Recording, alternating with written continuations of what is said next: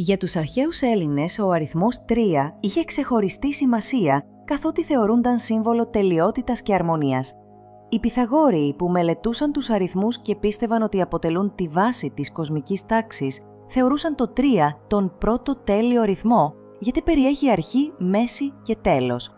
Το τρίγωνο, ως το πρώτο κλειστό γεωμετρικό σχήμα, θεωρούνταν ιερό και συμβόλιζε την αρμονία του σύμπαντος.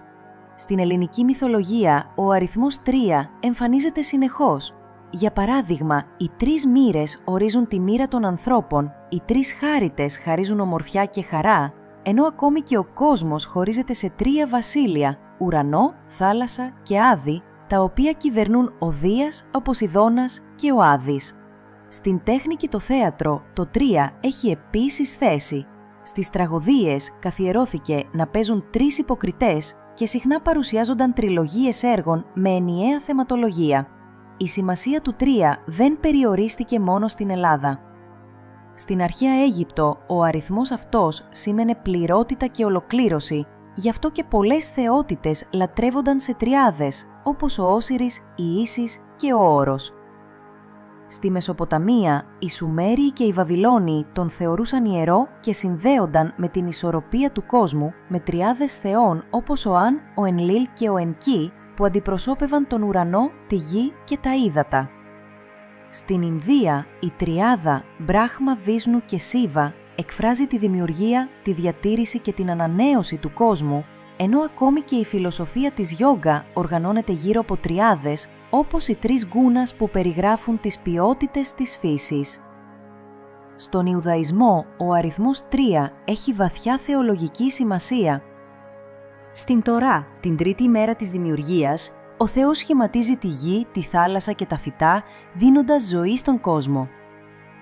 Ο Αβραάμ δέχεται την επίσκεψη 3 ανδρών που αναγγέλουν τη γέννηση του Ισαάκ, ενώ πριν από τη θεοφάνεια στο Σινά, ο λαός αγιάζεται και περιμένει 3 ημέρες πριν ακουστεί η φωνή του Θεού. Οι 3 πατριάρχες, Αβραάμ, Ισαάκ και Ιακώβ, θεωρούνται τα θεμέλια του έθνους του Ισραήλ. Η μαρτυρία 3 προσώπων θεωρείται πλήρης και αξιόπιστη και πολλές προσευχές και τελετές επαναλαμβάνονται 3 φορές την ημέρα για να αποκτήσουν βαρύτητα. Στην Παλαιά Διαθήκη, ο αριθμός 3 συχνά συνδέεται με δοκιμασία και λύτρωση. Ο προφήτης Ιωνάς μένει 3 ημέρες μέσα στο κήτος πριν σωθεί. Ο Μωυσής ζητά από τον λαό να περιμένει 3 ημέρες πριν εμφανιστεί ο Θεός στο όρος Σινά. Το 3 εκφράζει την πληρότητα και την επιβεβαίωση του θελήματος του Θεού. Στην Καινή Διαθήκη, ο αριθμός 3 αποκτά ακόμη μεγαλύτερη σημασία. Ο Ιησούς Χριστός αναστήθηκε την 3η ημέρα μετά τη σταύρωσή Του, γεγονός που βρίσκεται στον πυρήνα της χριστιανικής πίστης. Στον κήπο της Γεθσιμανής προσευχήθηκε 3 φορές πριν συλληφθεί, ενώ ο Απόστολος Πέτρος τον αρνήθηκε 3 φορές και αποκαταστάθηκε μέσα από 3 ερωτήσεις του Χριστού για την αγάπη Του. Στο βάπτισμα του Ιησού φανερώνεται η Αγία Τριάδα. Ο Πατέρας μιλά από τον ουρανό, ο Υιός βαπτίζεται και το Άγιο Πνεύμα κατεβαίνει σαν περιστέρι και ο Χριστός καλεί τους μαθητές να βαπτίζουν στο όνομα του Πατρός και του Υιού και του Αγίου Πνεύματος. Ο αριθμός 3 λοιπόν, από τους αρχαίους Έλληνες και τους μεγάλους πολιτισμούς της αρχαιότητας έως τον Ιουδαϊσμό και τη χριστιανική παράδοση, παραμένει σύμβολο αρμονίας, ολοκλήρωσης και θείας παρουσίας. Εκφράζει την ένωση των αντιθέτων, την πορεία από την αρχή στην τελείωση και την ελπίδα της ανανέωσης.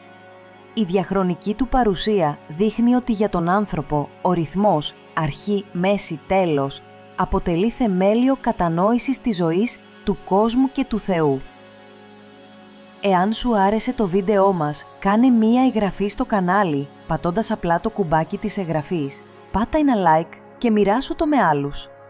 Μέχρι το επόμενο βίντεο, να είσαι καλά!